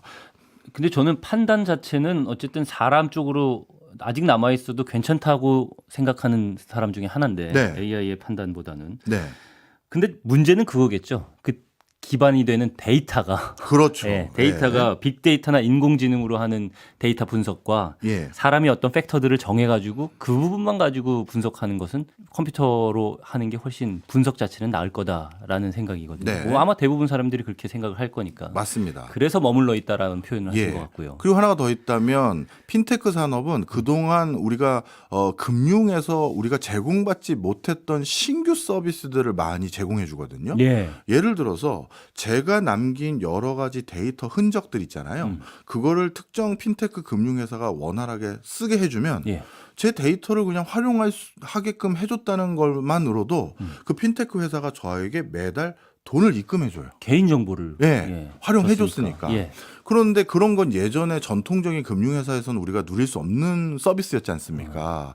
그냥 제가 투자했던 돈으로 이자나 받거나 배당만 받았죠. 그러면 이제 이런 새로운 방식의 비즈니스 모델이 많이 만들어져야 되는데 예. 아르헨티나가 만들어진 비즈니스 모델은 이런 선진 핀테크 기업들의 비즈니스 모델을 벤치마킹한 것들을 접목시키는 건 있어도 네. 본인들이 완벽하게 새로운 핀테크 비즈니스 모델을 만들어내는 모습은 좀처럼 목격되지는 않아요. 그러다 보니 아르헨티나 핀테크 산업이 곧 경쟁력을 갖춰가고 있다. 이렇게 보기는 좀 어려운 부분이 하나 있습니다. 아, 그러면 아르헨티나가 국제적으로 자신들의 핀테크 산업, 어쨌든 발전하고 있는 산업 거의 뭐 많지 않은 네. 산업이니까 핀테크 산업의 경쟁력을 국제적으로 확보하기 위해서 하고 있는 노력 같은 건 없나요? 네, 가장 크게 가시적인 성과가 나오는 부분이 하나 있는데요. 네. 아르헨티나도 이렇게 물가 잡겠다고 경기 망쳐가면서 물가 잡이를 하다 보니까 많은 사람들이 취업하기가 어려워지지 않았겠습니까? 예. 그러다 보니 자연스럽게 창업에 눈을 돌렸습니다. 그래서 아르헨티나의 스타트업 창업이 굉장히 활성화되고 있는데요. 네. 그럼 이 스타트업들은 누군가로부터 자금을 투자받아야 되잖아요. 그런 맥락 속에서 아르헨티나 핀테크 기업들이 스타트업 기업들에게 투자하는 그 노력도 일부 조금씩 효과를 내기 시작했어요. 그래서 이건 통계적으로도 쉽게 확인이 되는데요. 예. 지난 한 5년 동안 중남미 지역에서 유니콘 기업은 기업 가치가 10억 달러를 달성한 스타트업들을 유니콘 기업이라고 하는데 네. 중남미 지역의 유니콘 기업들이 22개가 배출이 됐는데 그중에 6개가 아르헨티나에서 배출이 됐습니다. 오. 그 아르헨티나에서 배출된 이 6개의 스타트업 유니콘 기업들이 가장 성과를 내는데 네. 일단 가장 이 6개 기업들이 높은 성과를 냈던 비중이 하나가 핀테크 분야고요. 그러니까 핀테크 기업이 유니콘 기업으로 간 거고요. 네. 그리고 다른 기업들조차도 핀테크 기업들 쪽에서 자금을 스타트업으로 지원을 해줘서 지금 아르헨티나의 창업 나름대로 생태계가 활성화되고 있어요. 이런 부분은 핀테크 산업이 어떻게 보면 국가 경제에 가져다주는 긍정적인 효과로 우리가 볼 수가 있는 거죠. 그렇네요. 스타트업에 투자가 되고 스타트업이 어쨌든 많이 생겨났다. 아까 말씀하신 중남미 22개 중에 아르헨티나가 6개면 제가 그냥 언뜻 계산해도 25%가 넘어요. 네. 하나만 더 말씀드려도 될까요? 네. 사실 중남미 지역은 전 세계 어느 국가들보다도 디지털 화폐, 그러니까 우리 가상자산이라고 불리우는 네. 그런 거에 대해서 초기부터 관심을 굉장히 많이 보여왔고요. 그다음에 핀테크 산업에 대해서도 지금 아르헨티나는 경기가 어려워지고 물가 잡는 과정에서 뭔가 대출받기 어려워지고 하니까 더 붐이인 건 있습니다만 네. 그 전에도 금융을 테크와 IT 기술과 접목한 핀테크 산업에 대해서 관심이 너무나도 높았어요. 그 관심이 높았던 이유는 뭘까요? 왜냐하면 가상자산 같은 경우에는 화폐 가치가 떨어져서 그런가 하는 또 생각이 들기도 하는데 이 네. 생각이 맞는지도 궁금하고요. 예, 바로 중남미 국가의 상당 국가들이 전 세계적으로 인구 밀도가 낮은 대표적인 국가들이 많다는 점 때문입니다. 땅이 넓으니까. 그렇죠. 네. 이 설명 좀 드릴게요. 예를 들어서요. 우리나라 60년대 그리고 50년대 후반 우리 둘이 또 저기 지방에 네. 조그만 군에서 농사 짓고 있는 농부들이라고 해보겠습니다. 네. 그러면 농사 지어서 돈 좀 벌었어요. 그럼 그 돈 좋은데요? 은행에다가 저축해야 되잖아요. 그렇죠. 그 시대면 더 은행에 더 좋겠겠죠. 예. 네. 그런데 그 시절 그 지방에 네. 시중은행이 지방에 있었을까요? 하나 있으면 다행이었을 것 같아요. 맞아요. 예.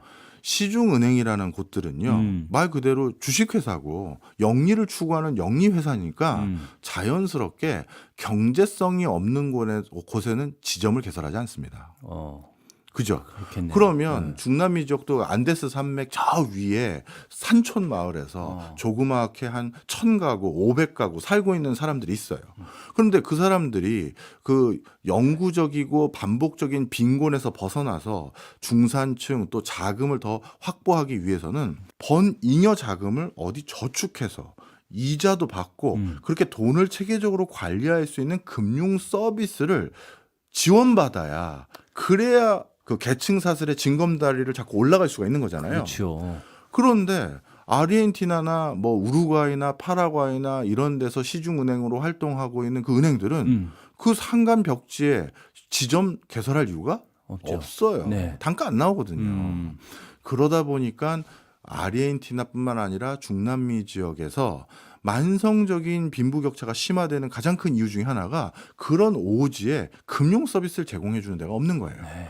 그러니 어떤 일이 생겼느냐? 그 지방의 유지라고 불리우는 사람들이 흔히 말해서 돈놀이 하는 거죠. 사채업을 하는 그렇죠. 예. 갑자기 취약해진 어느 시점이 되면 돈을 융통할 데가 없으니 그럼 내가 이번엔 돈을 융통해 주겠네 하고 돈 빌려주고 이자는 거의 고리대금업처럼 많이 받고 그러니 나중에 땅 빼앗기고 아니면 계속해서 이자 내기 바빠지고 그러다 보니 어떻게든 그쪽 사람들도 은행과 관련된 금융 서비스를 받고 싶어 하는 거예요.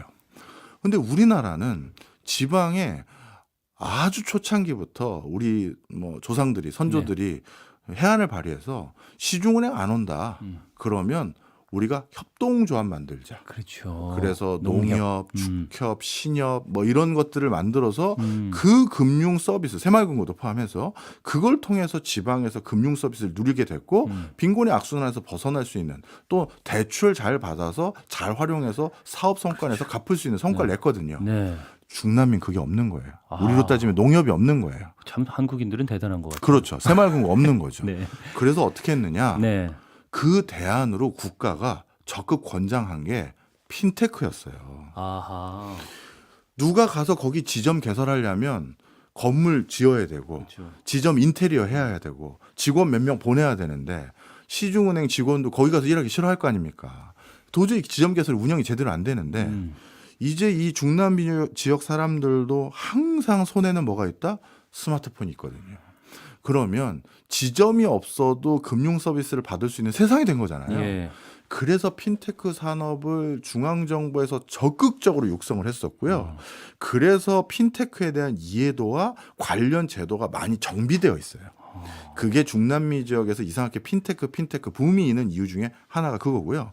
그다음 두 번째, 예. 국가 차원에서도 중남미 지역에서는 핀테크 산업을 육성했을 때 얻을 수 있는 효과가 있었어요. 네. 뭐냐 하면 이제 돈을 어떻게 보면 모바일 뱅킹으로 송금하고 받고 지급하고 이렇게 되면 예. 뭐가 용이할까요? 바로 세금 징수가 용이하죠. 그동안은 중앙정부가 확인할 수 없는 그들만의 리그였지 않겠습니까? 돈의 흐름을 알 수가 없는데. 그렇죠. 예. 현금을 얼마 주고 뭐 공물 받고 이렇게 됐는데 이제는 계좌를 통해서 각각 누가 얼마만큼 돈을 벌었고 어디에 얼마만큼 송금했는지를 다 알 수가 있으니까 네. 중앙정부에서도 세금 누락이 많이 차단되면서 국가 경제를 어떻게 보면 발달시키는 데 도움되는 씨들을 더 많이 모을 수가 있게 되는 거죠. 바로 이런 맥락 속에서 많은 중남미 국가들이 핀테크 산업에 관심이 많았고 심지어 몇 개 중남미 국가는 이렇게 될 거면 차라리 종이 화폐를 없애고 CBDC라고 부르죠. 중앙은행에서 발행한 디지털 화폐만으로 그냥 우리가 경제를 돌려버리자. 예.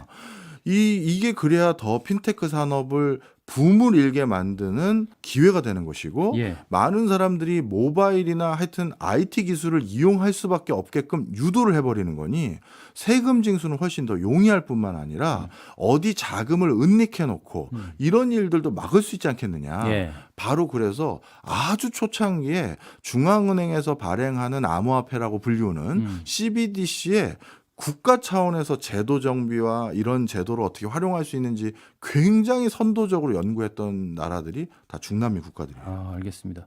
중남미 국가들에서는 지리적 영향이나 물가 뭐 이런 것들을 종합적으로 고려해서 핀테크를 사용하도록 유도하는 게 훨씬 더 좋은 방법이었기 때문에 네.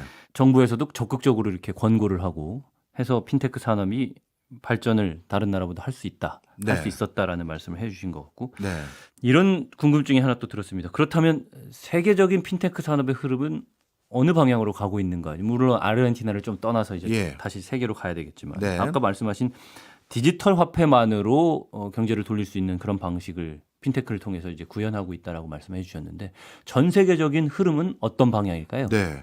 전 세계적인 흐름하고 뭐 아르헨티나의 흐름 다 같이 또 한번 말씀드려 볼게요. 네. 전 세계적으로는 아까 말씀드렸던 것처럼 점점 금융 소비자들을 명확하게 구분짓는 역량들이 좀 더 높아졌다.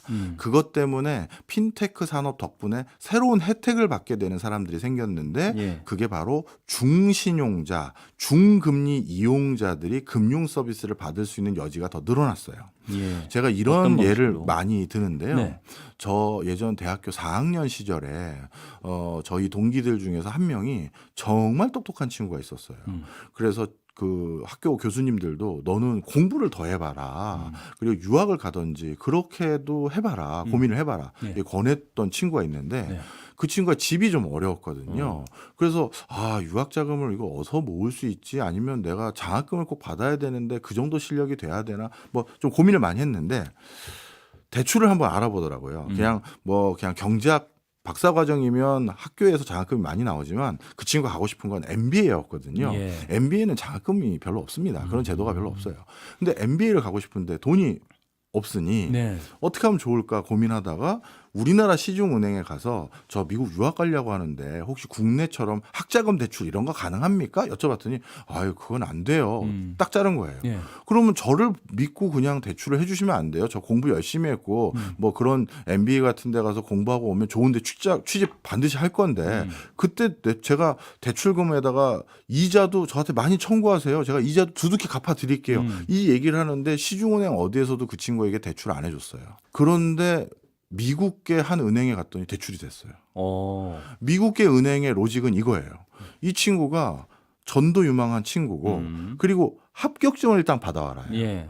그런데 정말 아주 탑티어의 MBA 스쿨에 합격증을 받아왔더니 이런 데 들어갈 친구가 대출금 못 갚아서 신불자가 돼서 자기 인생을 망치면 이 친구의 기회비용은 훨씬 더 클 거 아니에요. 그렇죠. 그런 바보 같은 짓을 하겠느냐가 그 미국계 은행의 어떻게 보면 가치 판단이었던 거죠. 네. 그래서 그 은행은 어떻게 보면 대학교 졸업 예정자인 이 친구에게 엄청난 금액의 대출을 해줬어요. 사람의 가능성만 보고 판단을 해서 대출을 대출을 해준 거죠. 예. 그리고 뭐까지 해줬냐면 공부에 매진해야 되는데 하우징 비용 그것까지 여기다 네가 더 빌려가. 그래서 공부에 헌신해.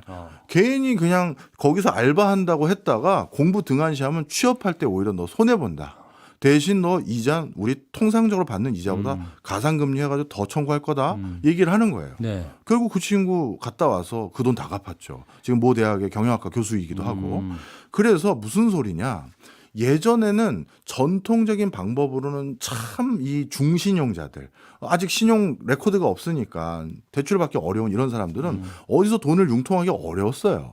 그런데 이제 핀테크는 가능성들을 더 면밀하게 확인할 수 있는 방법들이 많아진 거예요. 예. 그래서 그런 가능성을 기반으로 대출을 해주게 되니 기회를 더 누리게 되는 사람들이 생길 수 있는 여지가 있다는 거죠.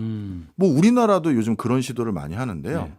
우리 둘이 또 신장 개업을 했습니다. 그래서 식당을 열었어요. 딱 좋네요. 했는데 네. 자신감이 우리 둘이 붙은 거예요. 근데 무슨 식당이에요? 우리 국수집 하죠. 국수집을 열었는데 네. 반응이 좋은 거예요. 예. 근데 건물주한테 소식을 들었는데 우리 옆에 상가가 건물 빼겠다고. 네. 그러면 우리 입장에서 이제 욕심이 내죠. 저것까지 빌려가지고 홀을 확장. 크게 해서 지금도 손님들 대기 줄 서 있고 그냥 돌아가는 분들 천지인데 네. 저것까지 우리 빌려가지고 장사 크게 하자 이럴 수 있잖아요. 네. 그런데 우리가 이제 대학 졸업해서 막 개업한 지 2달 됐는데 돈을 잘 벌지 못 벌지 모르고 그동안 신용 레코드도 얼마 없을 거 아니겠습니까? 네. 그럼 은행 가서 대출하려고 하면 은행에서 이제 신장 기업하고 뭐 이거 뭐 큰 대기업 다니는 분들도 아니고 자영업자들인데 뭔 대출을 이렇게 많이 받으려고 하세요? 이 소리만 들을 거예요. 갚을 수는 있겠어요. 뭐 그렇죠. 이렇게 하고. 예. 그런데 요즘 어떤 핀테크 시도들이 있냐면 이런 거죠.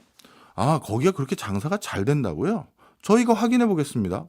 저희 한번 방문해 주시는 겁니까? 맛보러 오시는 겁니까? 이게 아니라 네. 기다려 보세요. 그럴 필요가 없죠. 네. 그리고 어떻게 확인할 것 같으세요? SNS나 뭐 이런 검색이나 이런 걸 통해서 그래요. 그것도 가능하죠. 근데 SNS는 요즘은 자기 맛집으로 홍보하기 위해서 SNS 댓글 부대를 사가지고 그렇죠. 좋은 댓글 다도록 조작을 할 수가 있잖아요. 그렇죠. 그래서 뭘 데이터를 많이 보는 회사도 일부 생겼냐면 대리운전하고 택시 부르는 걸 데이터를 보는 거예요. 아, 그 가게 앞까지 왔느냐. 그렇죠. 예. 그 가게 앞에서 이상하게 저녁 9시면 대리운전을 부르는 콜이 예전에 비해서 뭐 100배 올랐다. 한 달 전에 비해서 50%씩 올라가고 있다. 이거는 그 집이 슬슬 맛집으로 소문났다라는 결정적인 증거잖아요. 우리가 이제 모바일이나 이 디지털이 활성화되다 보니까 확인할 수 있는 정보가 워낙에 많겠군요. 맞습니다. 네. 그러다 보니까 오히려 그러면 예를 들어서 우리가 그 한 그 국수집이 정말 대박이 나서 우리가 5년 만에 백종원 선생님처럼 우리가 그렇게 큰 체인이 될지도 모르잖아요. 그러면 그 시중은행이나 핀테크 기업 입장에선 앞으로 큰 고객 될 사람을 아니, 여기선 대출 안 됩니다. 돌아가세요. 이렇게 해서 놓치는 일을 방지할 수도 있는 거잖아요. 네. 그러니 이렇게 하시죠. 저희가 원래 신용등급이 이렇게 안 되는데 가능성이 꽤 있어 보입니다. 이렇게 저희가 대출을 해드릴 거고요. 우리랑 장기 계약하시죠. 우리 주거래 은행을 아니면 주거래 핀테크 회사를 우리로 체결해 주십시오. 이렇게 하면서 우수 고객들, 잠재적인 우수 고객을 계속 유치할 수가 있는 거예요. 바로 이런 맥락이라는 거죠. 그래서 중남미 국가는 여러 가지 본인들의 태생적인 필요성에다가 최근의 시류 이런 것들이 더해지면서 핀테크 산업에 대한 관심도가 높아지고 있고요. 반대로 우리나라는 전통 금융 서비스가 그렇게 나쁘지가 않거든요. 그리고 너무 편한 면들 많아요. 맞아요. 그러다 보니 핀테크 산업이 웬만큼 경쟁력을 갖추지 않고서는 이 큰 시중은행의 빈 틈을 비집고 들어가기가 어려운 부분이 하나 있고요. 그다음 또 두 번째, 이게 오늘 중요한 결론 중에 하나입니다. 예. 금융은 가장 강력한 규제 산업이에요. 그런데 중남미는 그 규제를 헐어주고 낮춰줄 유인이 많았죠. 저 안데스 산맥, 저 초원에 살고 있는 그 소수 사람들에게도 금융 서비스를 제공해 줄 수 있는 거는 너희들밖에 없어. 핀테크 산업이 그걸 적극적으로 할 수 있도록 규제를 좀 완화해 주자, 부양을 해 주자. 이게 있었는데 우리나라는 자칫 잘못하면 규제를 낮춰버리면 시중은행들이 또 너무 과도하게 대출을 한다든가 예. 또 다양한 방식의 뭘 하다가 시중은행의 부실이 될 수도 있잖아요. 그러니 시중은행 관점에서 금융 관련한 규제가 세팅된 거예요. 예. 그러니 핀테크 산업이 뭔가 자유롭게 활보를 하기에는 우리 금융시장은 척박한 상황이 되는 거죠. 그렇죠. 이런 차이가 있다라는 것도 좀 기억을 해주셨으면 좋겠어요. 근데 우리가 시중은행이 핀테크 쪽으로 많이 영역을 넓히려고 하는 시도들도 많이 있잖아요. 계속 해왔고. 와, 정말 제가 중요한 거 까먹을 뻔했는데 말씀 주셨어요. 네. 그것도 말씀드릴게요. 저는 초창기에 핀테크 산업과 관련된 가장 상징적인 곳, 특정 회사를 언급해서 송구합니다만 K뱅크나 카카오뱅크, 인터넷 뱅킹을 전문으로 하는 회사 설립할 때 예. 학자들 사이에 갑론을박이 있었어요. 어떤 갑론을박이 있었느냐? 그런 인터넷 모바일을 중심으로 한 뱅킹은 완전히 시중은행의 지분 참여를 배제하고 네. IT 업계들이나 완벽하게 다른 인더스트리의 자금만으로 그 회사들이 운영될 수 있는 주주단을 구성하자. 그런 안건이 하나 있었고 예. 아니다. 시중은행들을 메인 자금 대주주로 넣고 그리고 IT 기업을 섞어서 이렇게 주주 구성을 하자. 예. 그 두 가지 안이 있었거든요. 네네. 그런데 시중은행을 섞자라고 하는 안의 이유는 시중은행에 들어가야 안정감 있게 금융 서비스를 할 거 아니냐. 네. 경험과 노하우가 일천한 IT 업계들이 그거 할 수 있겠느냐. 그러다 괜히 사고 난다. 그것도 일부 타당할 수 있죠. 근데 제 입장에서는 그렇지가 않았어요. 이 핀테크 기업들은 전통적인 금융 산업의 매기 역할도 해줘야 되거든요. 그런데 우리은행이라든가 무슨 은행이 자기가 대규모 출자해서 KB은행이 인터넷 뱅킹의 대주주로 들어가 앉아 있으면 그 인터넷 뱅킹을 기반으로 한 전문은행이 시중은행을 위협할 정도로 성장할 수 있게끔 의사결정을 해줄까요? 안 하는 거죠. 예.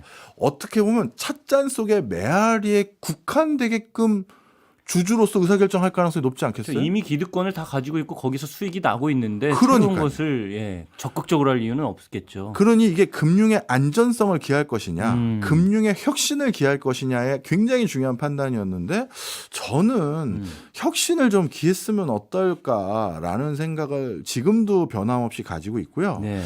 이제는 우리가 금융소득에 대해서 다르게 인식할 시점이 왔어요. 예전에 우리나라가 헐벗고 굶주렸을 때 그때야말로 근로소득, 땀 흘려 힘들게 번 소득에 대해서만 인정을 해줬다면 이제는 우리나라도 전 세계에서 5위권에 해당되는 수준의 여러 가지 통계적 수치가 나오는 경제 대국이란 말이에요. 그러면 우리도 자금 여력이 있기 때문에 네. 해외에 투자해서 금융소득을 얻을 수 있는 그런 개인과 기업이 많아요. 그럼 거기에 부합하는 수준의 금융 서비스를 제공해 줘야죠. 그걸 해야 될 필요가 이미 생겼습니다. 아르헨티나 그리고 핀테크를 통해서 우리가 얻을 수 있는 시사점까지 정리를 해주신 걸로 핀테크 알고. 궁금하다 하셔서. 오늘 핀테크에 대해서 저는 이제 여쭤보고 싶은 걸 많이 여쭤봤고 예. 그래서 정리가 많이 된 것 같아요. 네. 재밌는 시간이었습니다. 인사드리겠습니다. 지금까지 저는 오승훈이었고요. 다음 주에 다시 찾아오겠습니다. 고맙습니다. 감사합니다.